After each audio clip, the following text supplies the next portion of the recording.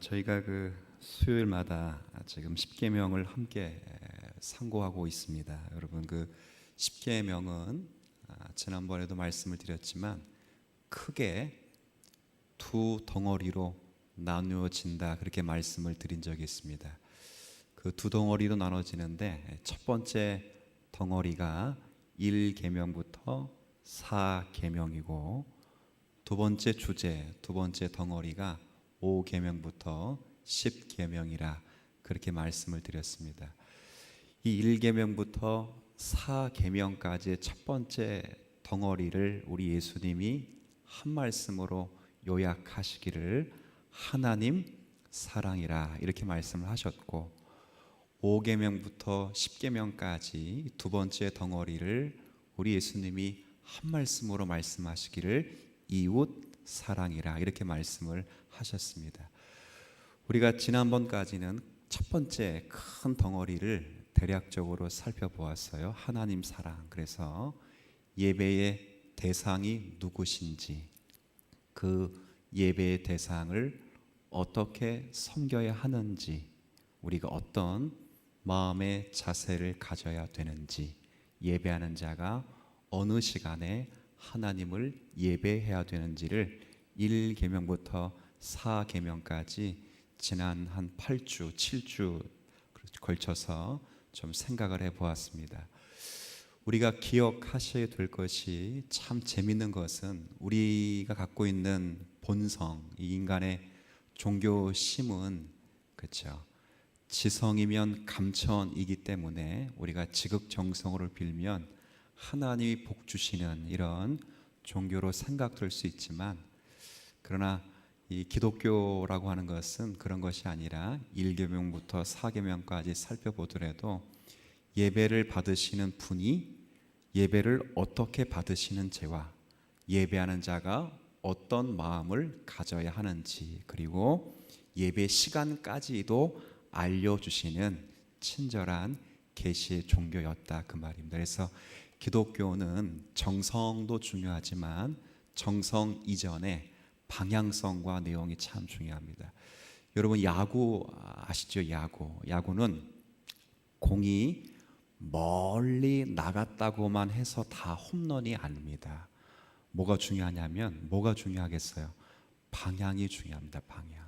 그러니까 공이 무조건 멀리 나간다고 해서 그것이 홈런이 아니라 그 사이드 안으로 들어와서 멀리 나가야 홈런이 되듯이, 우리의 정성이 필요하지 않다는 것이 아닙니다. 정성이 필요한데, 그 정성이 하나님이 계시의 말씀으로 뜻하신 범주 안에 있어야 그 정성이 유효하다는 것도 우리가 잘 상고하셔야 됩니다. 그리고 이제 지난주부터는 이제 5계명을 좀 나누었는데요. 우리가 이제 그 두 번째 덩어리 이웃 사랑을 하는 데 있어서, 그러니까 첫 번째 덩어리와 두 번째 덩어리를 잘 이렇게 연결하는 가교 역할을 하는 것이 바로 5계명이라, 그렇게 말씀을 드렸었습니다. 이게 5계명은, 자, 5계명이 뭐였죠? 5계명 시작. 부모를 공경하라 였습니다. 그렇죠. 그래서 부모 공경이라고 하는 것은 단순히 우리들의 부모님만을 말하는 것이 아니라 하나님께서 세워놓으신 모든 질서 가운데 상급, 그 윗 질서들에게 순종하며 존경할 것을 가르치는 계명의 한 부분이라, 그렇게 말씀을 드렸었어요. 그래서 우리가 지난주 살펴보았듯이 부모 공경은 이 세상의 보편적인 진리인, 그러니까 이 세상의 가르침인 은혜를 받았기 때문에 은혜를 받은 자가 마땅히 부모를 공경해야 된다는 그런 이제 취지에서만 성경이 부모 공경을 말하고 있지는 않다를 확인했습니다. 그러니까 부모로부터 받은 은혜, 유교가 그렇잖아요. 이 세상에는 크게 여러 가지 은혜들이 있는데, 스승이 가르치는 은혜도 있고, 또 임금이 백성들에게 베푸는 은혜도 있지만, 가장 큰 은혜는 부모님이 자녀에게 베푸신 은혜가 가장 큰 은혜다, 이렇게 말해요. 그래서 부모님의 은혜, 우리가 뭐 노래도 우리가 어버이 주일날은 잘 부르진 않지만 그 즈음에서 많이 부른 노래가 뭐 어머니 은혜라는 그런 노래를 부르듯이 은혜에 대한 보답으로 부모를 공경하는 것이 이 세상의 보편적인 가르침입니다. 우리도 당연히 그렇게 해야 되지만 그러나 성경은 부모를 공경하라는 것이 은혜를 받았기 때문에 부모를 공경하라고 말하지는 않는다. 그것을 지난주에 확인했어요. 그러면 은혜를 갚지 말라는 겁니까? 이게 아니고 은혜를 갚는다는 건 당연한 것이고 그럼 거꾸로 은혜를 안 받았으면 갚을 필요가 없다는 것 아니죠. 제가 아까 그랬잖아요. 5계명은 부모님들에게만 해당되는 것이 아니라 하나님이 세워주신 질서 가운데 윗 질서에게 우리가 어떻게 마음을 가져야 되는가. 그렇죠. 근데 윗 상전이 내게 아무 은혜도 안 줬으면 나는 그러면 은혜를 안 받았으니 너 말에는 순종하지 않겠다. 이렇게 나가서는 안 되기 때문에 이 기독교의 정신은 은혜를 갚는 것보다 훨씬 더 중요하게 그 윗 권위, 질서 가운데 윗 권위를 세우신 분이 누구시라?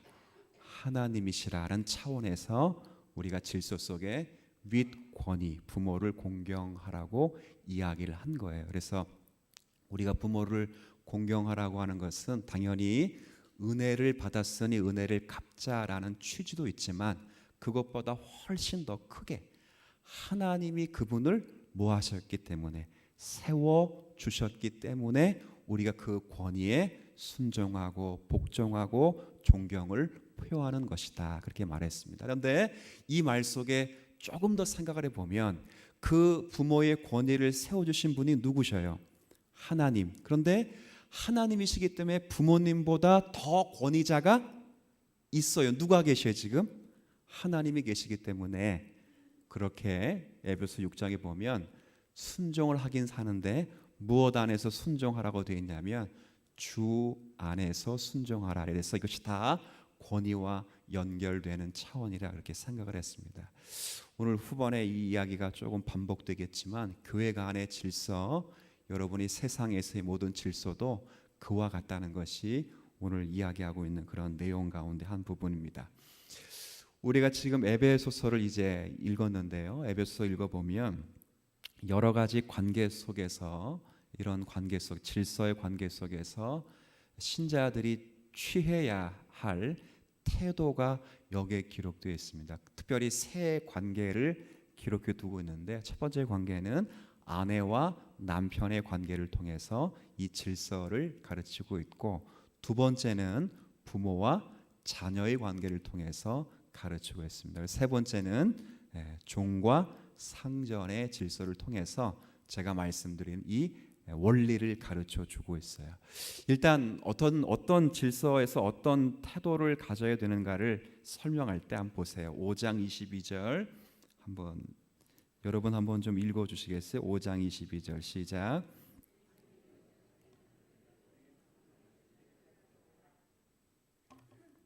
아내들이여 자기 남편에게 복종하기를 주께 하듯 하라. 그러니까 아내들은 남편에게 뭐 하라고 하는 거예요? 순종하라, 복종하라 이렇게 되어 있어. 왜 그렇게 해야 되는가? 제가 오늘 뭐 그걸 설명하려는 것이 아니라 질서 속에서 지금 태도, 자세를 가르쳐 주고 있어요. 자세. 자, 복종하라 이렇게 되어 있습니다. 그럼 남편들은 뭐 하면 되는가? 25절. 자, 우리 남편들 한번 다 같이 한번 이것도 읽어 주세요. 시작. 남편들아 아내 사랑하기를 그리스도께서 교회를 사랑하시고 그 교회를 위하여 자신을 주심같이 하라. 아내를 뭐 하라고 해요? 사랑하라. 어떻게 사랑하라는 거예요? 교회가 그리스도를 사랑하다. 그러니까 지금 아까 22절에는 아내들아 남편에게 뭐 하라가 복종하라. 어떻게? 주님께 하듯. 그러니까 지금 왜 그렇게 해야 되는지 제가 지금 그 설명을 드리려고 하는 것이 아니라 지금 각자의 질서 속에서 위치와 신앙적 태도가 있다는 것을 제가 설명드리는 겁니다. 6장도 마찬가지. 6장 1절부터 4절에도 자녀와 부모를 언급해 두고 있는데 여기 1절에 보면 자녀들 1절 한번 같이 또 읽어주세요. 시작.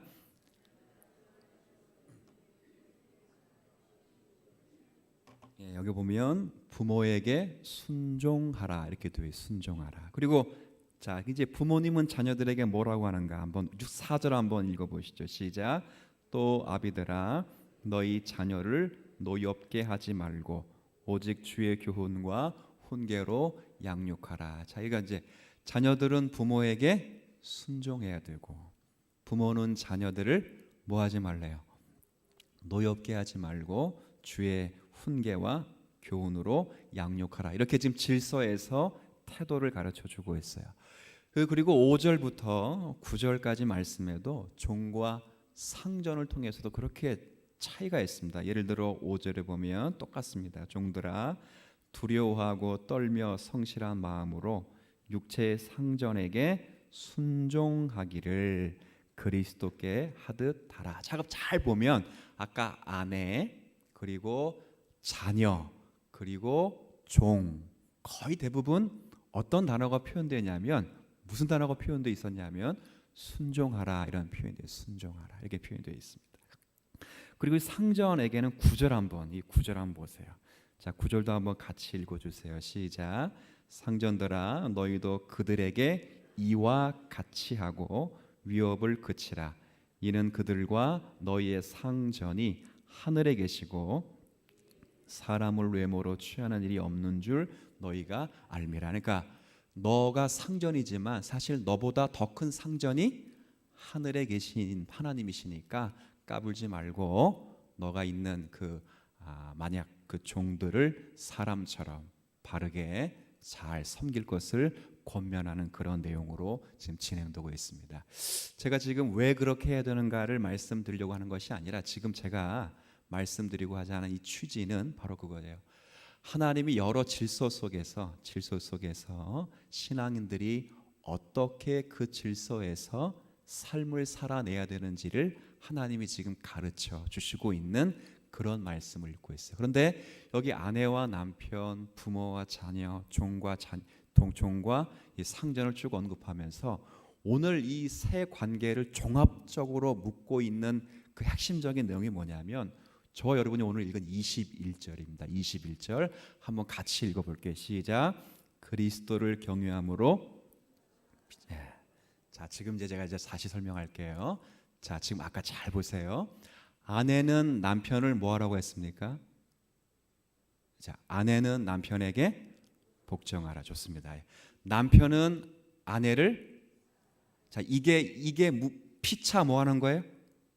복종하는 거. 이제 되셨죠? 정리만 합니다. 자, 그러면 자녀는 부모에게 뭐 하라? 순종하라. 부모는 자녀를 노엽게 하지 말고 주님의 말씀으로 양육하라. 이것이 피차 뭐 하는 거예요? 복종하는 거예요. 자, 그러면 종은 상전에게 뭐 하라? 순종하라.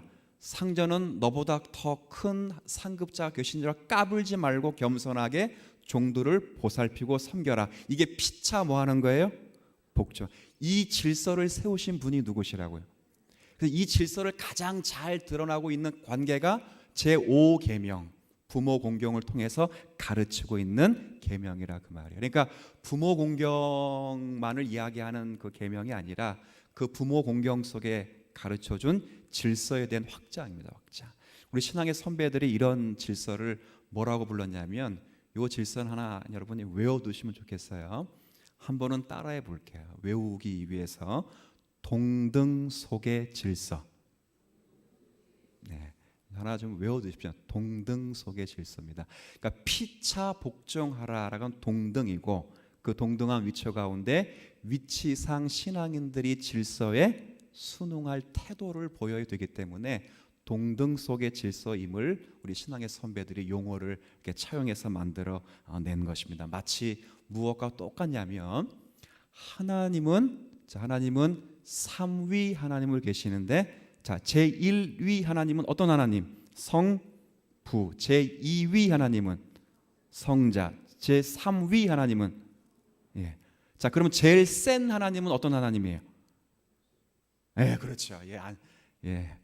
혹시 아버지를 뻔하셨는데 그런 분은 안 계시는 줄 알고 동등하십니다. 동등.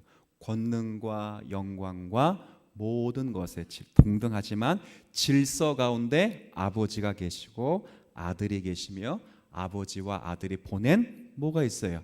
영이 계시다 그렇죠. 그래서 아버지 역할이 질서 속에 있고 아들의 역할이 질서 속에 있어요. 그렇죠? 아버지와 아들과 성령이 똑같지만 십자가에 지신 분은 누구세요?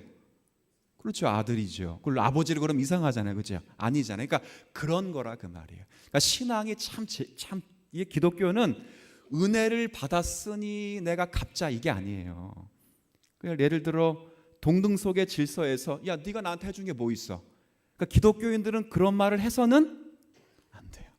세상은 그러죠. 야 나 이거 좀 해줘 그럼. 네가 나한테 해준 게 뭐 있어? 그잖아요.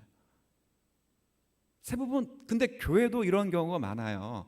근데 교회는 그럴 수 없어요. 그걸 몇 계명이 가르쳐주고 있냐면 몇 계명이 가르쳐주고 있다는 거예요. 5계명이 이미 가르쳐주고 있다는 거예요. 동등 속의 질서에서 우리가 은혜를 받았기 때문에 부모를 공경하라 그러면 은혜 못 받았으면 부모 공경 못하는 것, 반면에 은혜를 안 받았으면 상급자에게 내가 순종 안 해도 된다는 것, 그런 의미가 아니라 교회 가운데 당연한 다 동등하지만 이 동등한 가운데 질서 역할에 따라서 때론 그런 관계를 확 맺고 살아가야 됨을 성경이 우리에게 가르쳐주고 있다. 그렇게 이야기를 하면 좋겠어요.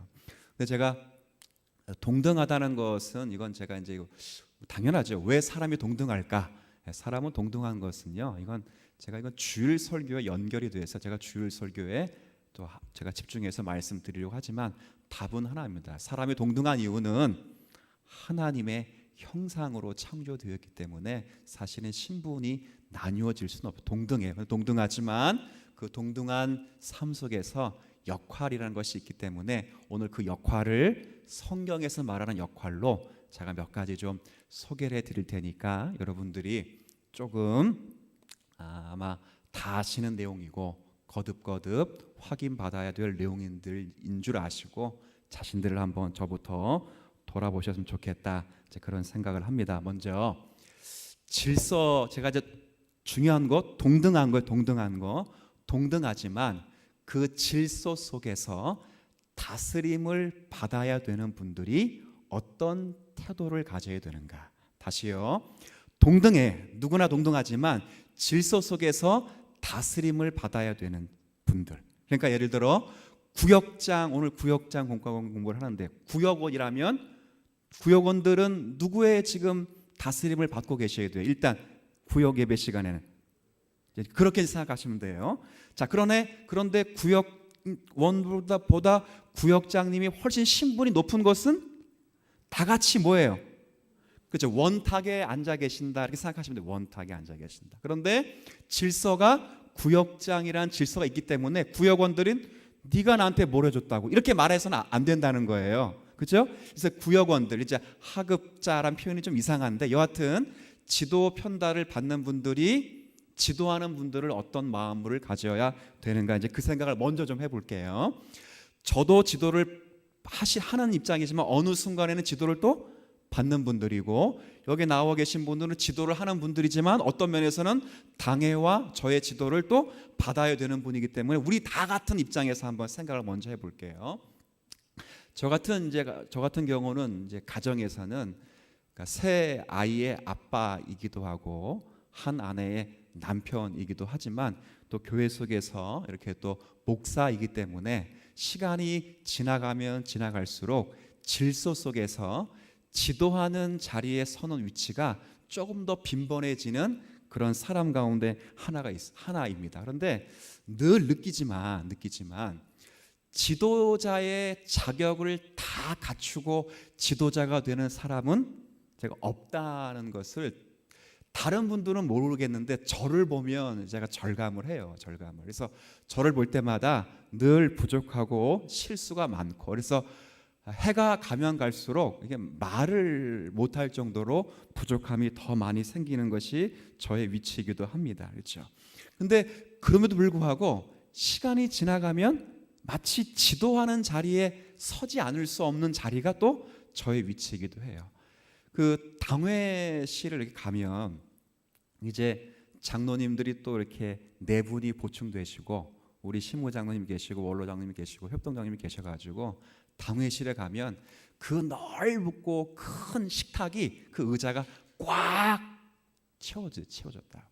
근데 꽉 채워졌는데 거기에 이제 패가 다 있어요. 패, 이제 자리 배정.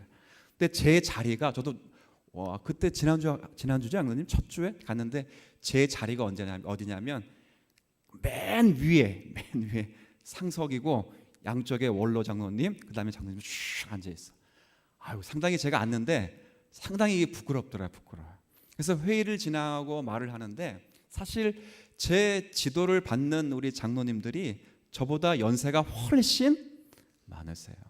아버님 같지는 않지만 그래도 작은 아버님 같은 분들이 계시고 또 막내 삼촌 같은 사실 다 연배가 많으세요. 근데 그분들이 저를 볼 때 얼마나 부족한 것이 많아 보일까. 저는 그게 느껴진다는 게 아니라 대부분 그럴 수밖에 없어요. 그런데 우리 장로님들 제가 감사하고 칭찬한 것은, 하고 싶은 것은 그 장로님들이 저의 부족한 것이 분명히 많음에도 불구하고 장로님들이 잘하는 게 있어요. 뭘 잘하시냐면 성경의 내용에 따라 저를 존경하고 저의 부족함에 대해서 인내하시는 것에선 대단히 잘하고 계십니다. 대단히. 제가 지금요 장로님들 앉아 계신다고 지금 사탕발림하는 게 아니라요. 진짜로 그걸 잘하고 계세요. 제가 이걸 왜 잘해야 되냐 이렇게 말씀을 드렸냐면 물론 제가 부탁도 옛날에 많이 드렸지만 이것이 바로 이 신앙의 정신이기 때문에 그렇습니다. 그러니까 아까 동등 속의 질서 가운데 질서 중에서 지도를 받는 분이 지도를 하는 분이 모자라고 부족할지라도 지도를 하는 분들에 대하여 갖는 자세는 두 가지. 첫 번째는 뭐라고요? 존경이에요. 존경. 두 번째는 뭐예요? 인내요. 인내. 그렇죠. 이것이 우리를 지도하는 사람들에게 늘 가져야 되는 그런 생각들입니다. 이건 제 생각이 아니고요. 베드로전서 말씀 한번 제가 좀 읽어드릴게요. 여러분 한번 잠깐 확인해 보세요. 베드로전서 2장 한번. 자, 380쪽 한번 보시겠어요?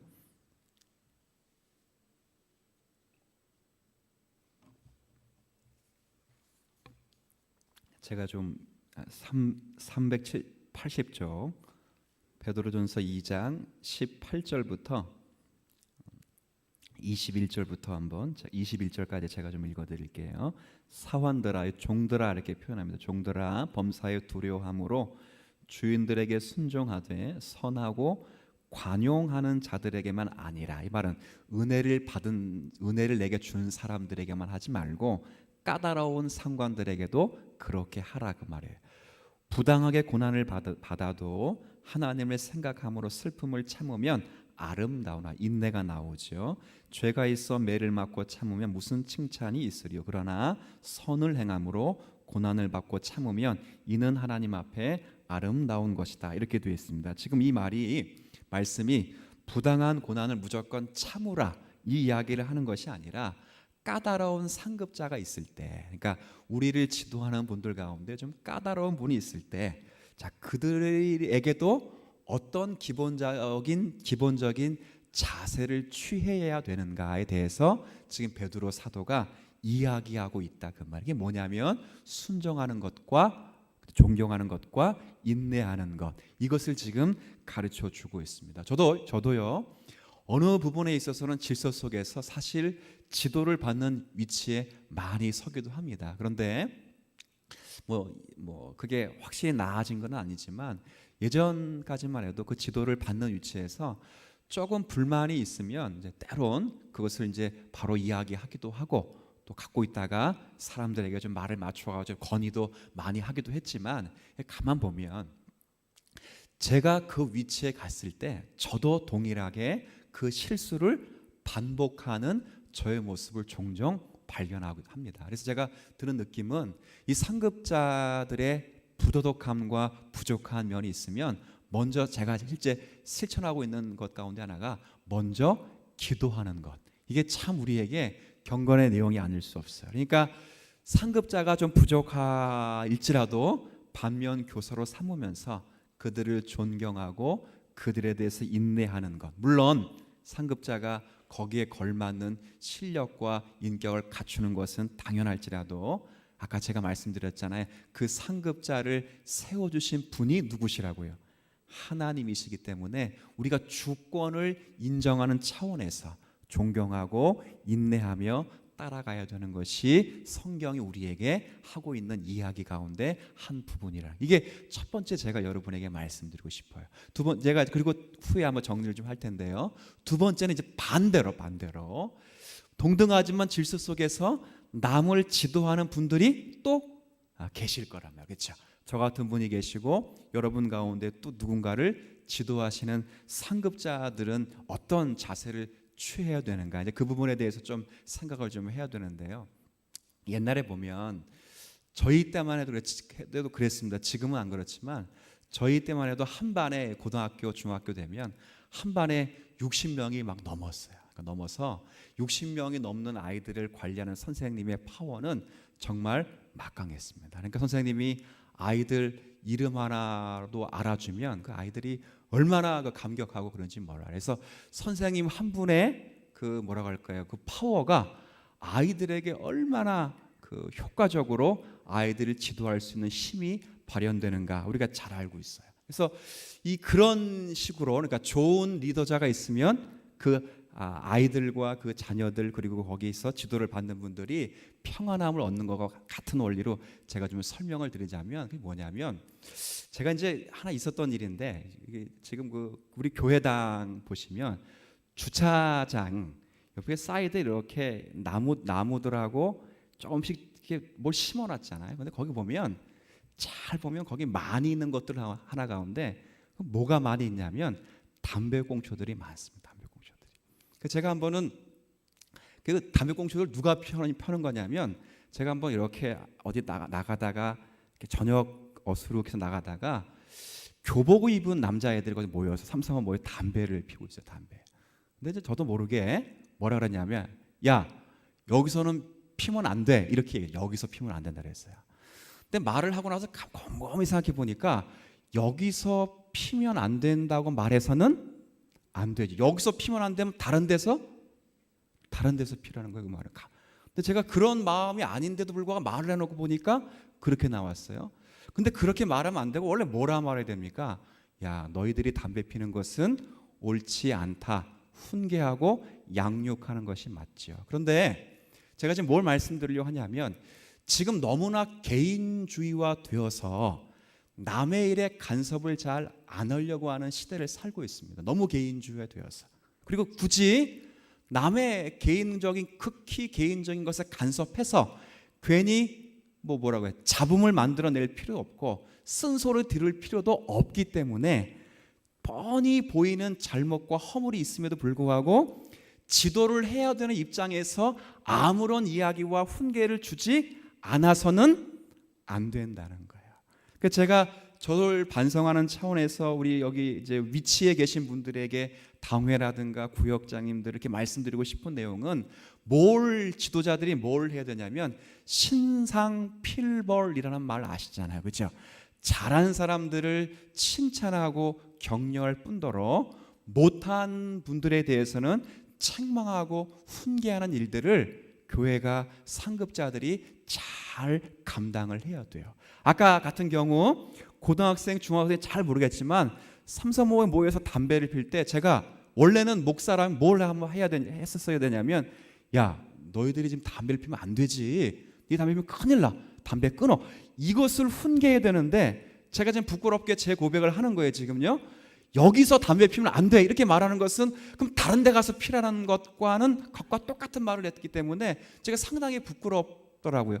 그래서는 안 된다는 거예요. 지금 위기를 모면하거나 어떤 뭘 하나의 대책을 세우는 차원에서가 아니라, 지도자의 위치라고 하는 것은 언제나 신상필벌이처럼 잘한 자에게는 상을 주어서 격려를 하게 하는 것이 그 자리이고, 못한 자에게는 항상 벌과 책망하는 것이 그만큼의 위치를 가진 자의 책임이에요. 이것이 성경이 말하는 거예요. 아까 잘 보시면 아비는 자녀를 모하지 말라 그랬어요. 첫 번째, 노엽게 하지 말라. 그 다음 뭐예요? 주님의 훈계와 교훈으로 양육하라. 뭐 하지 말고 양육하냐면 노엽게 하지 말. 기준을 분명히 해두고 그 기준을 정해놓고 그 기준에 따라서 말씀에 입각해서 훈계하고 양육할 것을 이야기하는 거죠. 근데 이런 이야기를 하면 상급자들이 어떤 자세를 가져야 되냐면, 누군가에게 좀 말을 하려면, 이제 세상 말로 한다면 말을 하려면 혹시 이런 말 아세요? 말빨이 서려면 말을 할 만한 실력을 갖추고 있어요. 그래서 신상필벌을 하시려면 여러분이 어떤 실력을 갖추고 계시다냐면, 모든 면에 뭐가 되셔야 되냐? 한번 따라합시다. 본이 되셔야. 본이 되셔야 본. 예수님이 모든 율법을 완성하시고 본이 되신 것처럼 지도자들로서 가져야 될 첫 번째 이 가르침은 본이 되는 거예요. 본. 그러니까 모든 것에 본이 되어야 됩니다. 그러니까 저도 그렇고 여러분도 본이 되어야 되려면, 우리가 간단히 보여지는 본으로서는 당연히 예배의 본이 되어야 되고, 기도의 본이 되어야 되고, 말씀의 본이 되어야 되고, 봉사의 본이 되어야 되고, 여러 가지 품행 행실의 본이 되어야 되듯이, 그런 일에 끊임없이 본이 될 수 있도록 우리 자신이 지도자 된 위치에서 수고와 애쓰는 것을 감당을 해야 됩니다. 여러분, 그래서 야고보서의 말씀 보면 이런 재미있는 표현이 있어요. 너희는 성생된 우리가 더 큰 심판을 받을 줄 알고 선생이 많이 되지 말라. 이 말은 선생 되지 말라 이 말하는 것이 아니라, 선생의 책임이 그만큼 크고 무겁다는 것을 가르쳐 주기 위함입니다. 더 본이 되도록 하기 위함이죠. 그 TV 프로그램 가운데 이런 프로가 있어요. 어쩌다 어른이라는 프로가 있거든요. 이게 프로가 무슨 프로냐면 간단한 겁니다. 이게 이제 우리가 이제 급변한 사회를 살다 보니까 사회가, 경제도 사회도 그렇고 급성장. 그래서 급성장해서 너무 빨리 성장하다 보니까, 그렇죠? 어쩌다가 뭐가 됐다고요? 자기도 모르게 어쩌다 보니까 어른이 딱 돼 있어. 이 말은 어른으로서 가는 길을 배워보지도 않았고, 어른이 뭔지 모르고 어른이 무슨 역할을 해야 되는지 모르는데 너무 급변한 사회를 그냥 살다 보니 갑자기 어른이 되었다는. 그래서 어른이 마땅히 갖춰야 될 상식과 문화와 교양을 가르치는 게 어쩌다 어른이라는 프로의 취지예요. 물론 좋은 교양을 가르치는 건 맞죠. 근데 똑같습니다. 교회 속에서도 우리 마찬가지예요. 교회나 사회 속에도 우리가 어른이 되었어요. 근데 어른이 되는 것도 실력을 다 갖추어서 딱 되는 게 아닙니다. 저도 마찬가지, 여러분 마찬가지, 어쩌다 진짜 어른이 되고, 죄송합니다, 어쩌다 목사가 되고, 또 죄송한데요, 어쩌다 부역장이 되고 장로가 되는 거예요. 그렇죠? 이거 진짜 잘 보시면 남이 그런 게 아니야. 남은 여러분을 인정해 주지만 본인 스스로가 내가 목사, 내가 장로, 내가 구역장이 될 만한 실력과 인품이 다른 분들은 다 된다 그래도 나 자신만큼은 안 된다는 걸 여러분 스스로가 알 거예요. 다른 분들은 다 된다고 해요. 다른 분들은. 그런데 스스로는 아니라는 것을 스스로는 잘 알 거예요. 그러려면 이런 상급자 되시고 지도자 되신 분이 갖춰야 될 가장 중요한 게, 본이 되기 위하여 열심으로 인품과 실력을 갖추는 거예요. 제가 오늘 여기 지도자 되시는 분들에게 여러분이 좀 말씀드리고 싶은 것은, 뭘 갖춰야 되냐면 다른 게 아니라 예배의 본이 되시고, 기도의 본이 되시고, 그리고 품행이 바른 행실의 본이 되실 수 있는 저기 성도님들, 지도자님이 되시면 좋겠다. 개인적으로 그 생각을 하면서, 이건 여러분에게만 말씀드린 것이 아니라 그것을 제 자신에게도 적용을 하면서 그렇게 살아가야 되겠죠. 그러니까 이런 관계 속에서 질서가 있다는 거예요. 아까 다시 한번 돌아볼게요. 하급자들은 상급자들에게 무엇과 무엇을 끊임없이 보여주어야 된다고 했죠? 존경과 인내를 보여주었듯이. 그리고 상급자들은 하급자에게 끊임없이 신상필벌을 하기 위하여 끊임없이 뭘 보여줘야 돼요? 본을 보여줘야 되는 것.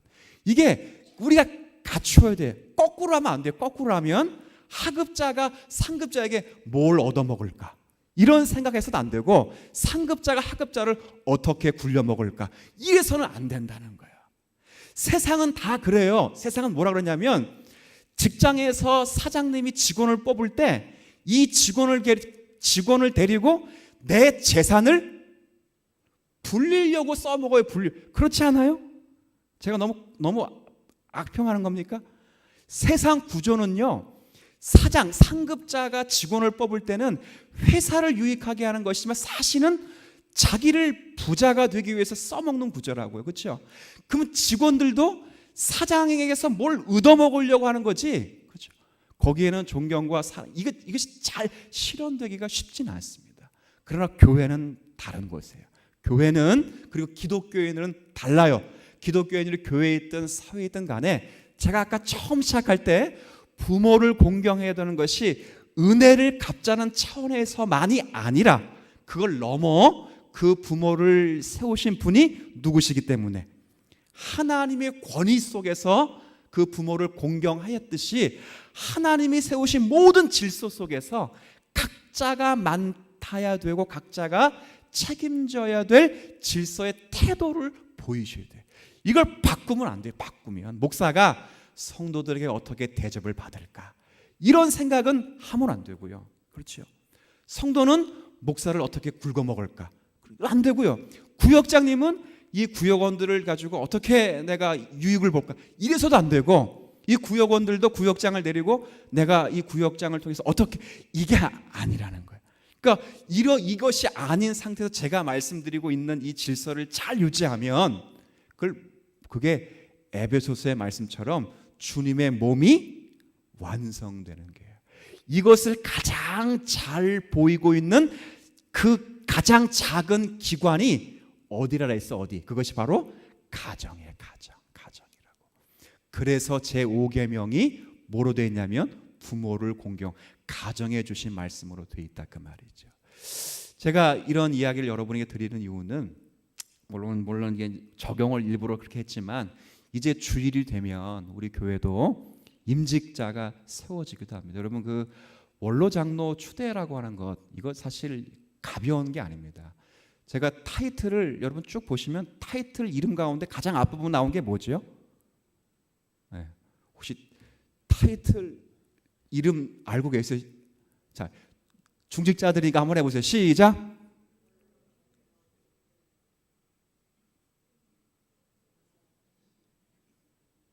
시험은 안 드리겠습니다. 제가 원로 장로 추대, 그 다음 권사 은퇴, 그 다음 임직 감사 예배. 그 2주 전부터 공고를 했어요. 기도하시라고. 이 원로 장로 추대, 이게 작은 게 아니에요. 제가 감사하고 자랑할 것은 부촌 노회가 생긴 이래로 원로 장로는 우리 교회만 처음 생겨요. 이럴 때 한번 아멘 하셔야 돼요. 35년 된 역사 속에서 어느 교회도 원로 장로를 안 세웠다니까요. 왜요? 세우면 누가 힘들어? 목사 힘들거든. 다 안 세우다. 세울 쯤 되면 보내고, 세울 쯤 되면 보내고, 1년 모자란다고 안 세우고, 대부분 그래요. 근데 지금 우리 교회가 일부러 세웠어요. 일부러. 왜? 저를 제어하실 수 있는 분은 누군가는 위에 계셔야 돼요. 물론 이것이 제가 그러니까 자꾸 그런 위가 아니라 아까 말한 동등 속에 뭐라고요? 질서. 자꾸 세워놔야 돼. 누군가를 세워놔야 누군가는 헛된 생각을 못해요.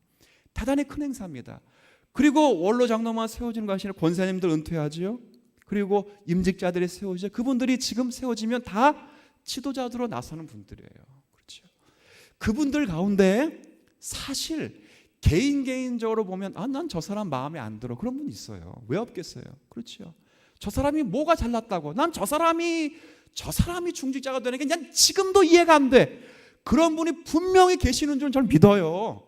그렇게 생각할 수 있어요. 그러나 제가 다 똑같아요. 그럴지라도 그분을 세워주시는 분이 누구예요?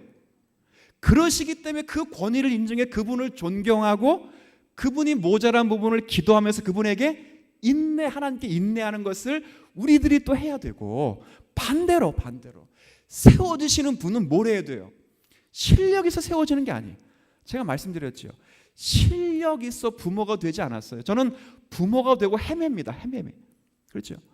남편이 되어서 아내에게 헤매고 아버지가 돼서 그 자녀들에게 헤매듯이 늘 헤매. 그렇기 때문에 부모가 된 입장 그리고 주도자 중직자가 된 자리에선 항상 신상 필벌을 하기 위해서 많은 믿는 자들에게 뭐가 될 수 있는 신앙의 자리를 가지라고요. 본이 되실 수 있도록 예배와 기도와 말씀과 경건에 힘을 쓰셔야 돼요. 힘을. 제가 중직자에게 좀 하나만 당부가 말씀을 할 말은 참 많은데 너무 많은 말을 하면 사실은 그 잔소리가 되기 때문에 딱 한 말씀만. 여러분 중직자가 되시면 저는 여러분에게 좀 간곡히 원하는 것은 성경에 대한 많은 이해를 좀 가졌으면 좋겠습니다. 하나님 말씀을 잘 이해해서 이 말씀이 뜻하는 바를 여러분의 신앙 언어와 행위로 표현해 내실 수 있는 그런 분들이 되셔야 사실은 신앙의 후배들이 그 모습 보고 따라옵니다. 그래서 많은 분들이 그런 모습을 통해서 존경과 사랑을 받아서 이 주님 사랑 교회가 동등 속에서 질서의 권위에 순종해서 하나님 나라의 모습이 가장 잘 구현되는 그런 나라, 그런 교회가 되실 수 있는 은혜가 우리 가운데 있게 되시기를 주님의 이름으로 부탁을 드리겠습니다.